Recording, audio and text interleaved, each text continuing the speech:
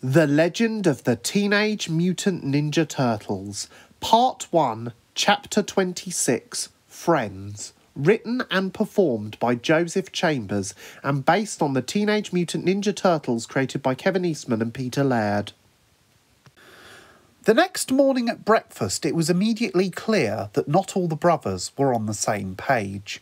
"Good morning, everyone," Donatello waved to his brothers as he sat down for breakfast.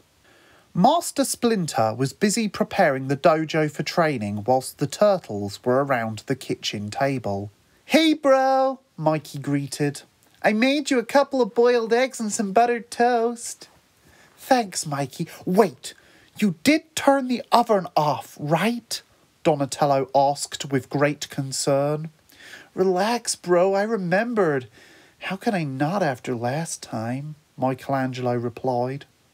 Donatello then took his seat and began scoffing his toast and eggs whilst washing it down with a glass of no-pulp orange juice.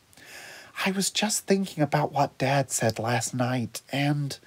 Donatello gave a great sigh and continued, "I think he may have cancelled our session with April today, and I don't think he intends us to see her again." "So?" asked Leonardo bluntly. "Well, doesn't she mean anything to you?" Raphael replied. "Should she?" Leonardo questioned, sipping his glass of water. "Forget it," Mikey said. "Leo wouldn't know friendship if it hit him on the head singing that song from Toy Story." "You've got a friend in me?" Donnie offered. "Aw, thanks, you've got a friend in me too," Mikey beamed. "That's not what I..." "What?" Leonardo cut Donatello off. "She was a girl who Master Splinter tried to train, but that was it. You all just need to grow up and face facts. We cannot afford to make friends. Not now, not ever. The world put us in a ton of trouble when we became freaks of nature, so get used to it." And with that, Leonardo got up and left to go and help his father with setting up the dojo. Donatello tutted and then continued, "Well, I'm going to go and see her today if possible." Raphael objected.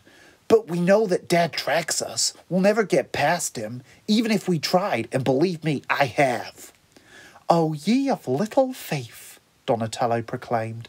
"I can set up a device that will block any attempt to track us. We can see April and not raise any suspicions with Dad. What do you all think?" "I'm in," Raphael announced almost immediately. "What about Leo?" asked Michelangelo, turning his head towards the dojo to look at his brother. "We don't need him. If he doesn't want to see April, that's his problem," Raphael answered. Donatello then spent a large amount of the day creating a device in his lab to block the signals. Once finished, it looked like a black box with an antenna and a rotating dish attached. He called it the communication corruptor because he loved alliteration. At 4 p.m, Master Splinter set off for his daily period on the surface. The moment he left, Donatello, Raphael and Michelangelo got ready to leave by collecting their weapons, knee pads and elbow pads. Leonardo saw this and began protesting, although this ultimately fell on deaf ears. "As leader, I command you not to leave this lair. Why are you not listening to me? You have no right to leave this lair. I forbid it." Raphael sneered at his brother. "You can take your commands and shove them somewhere painful. We don't care." And with that, he and his 2 remaining team members for the mission left the lair, leaving Leonardo dumbfounded and distressed. Donatello was overjoyed to show his brothers the quick rooftop route to April's apartment. They reached their destination in 5 minutes and, thanks to having been trained in long-distance running for most of their lives, were not even out of breath from sprinting all the way. Donatello then texted April via her shell cell to meet them in the alley adjacent to her apartment, and, a few minutes later, April and the turtles began talking there.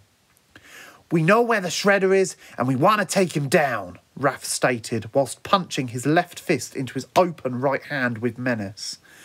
"Well, not quite. He could be anywhere now. All we know is that he has some connection to a chemical company called TCRI, Donatello added. "Who?" April asked, baffled. Well, we don't know too many details, but our dad has always advised us to keep a distance, Donatello answered.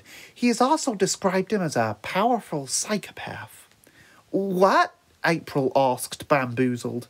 Sensei once said he took an entire island as his slaves, Raphael said sadly. Why? April asked, horrified. Dad also mentioned something about his sadistic enjoyment of seeing the weak suffer, Donatello added. All I know is that this guy needs to seriously chill. None of this meanness is getting him any friends, Michelangelo unhelpfully added. Where? When? How? Just let me get a hold of myself. Do you know his real name, or is he just called the Shredder? April inquired, in the hope of some attempt to understand what was going on. Hamato Saki, Raph answered. Oh, I think I saw him on the news. Seemed like a decent guy, but I guess you can't always judge a book by its cover. Well, I wish you all the best, but I don't know if I would be that much help in fighting him, April responded honestly. Come on, don't put yourself down, sweetheart, Mikey said charmingly, leaning against the wall with one hand propping himself up and crossing his legs. Don't call me sweetheart again, April requested, with a slight bite to her voice. These words, or at least the way they were said, seemed to make Michelangelo decide to stand up straight again. April then added, I still don't understand exactly what you want me to do. You know this world better than we do, Raph said. We need you to tag along and be our surface guide. Also, safety in numbers. 4 against something is always better than 3. All right, just let me go get my coat and... Where are we going anyway? The TCRI warehouse, Mikey answered. Donatello added, We need to learn more about the Shredder and more about the substance Mikey and Raph found last night that resembles our blood. It could be a clue to our origins and what exactly the Shredder's intentions are. Where is Leonardo? April inquired.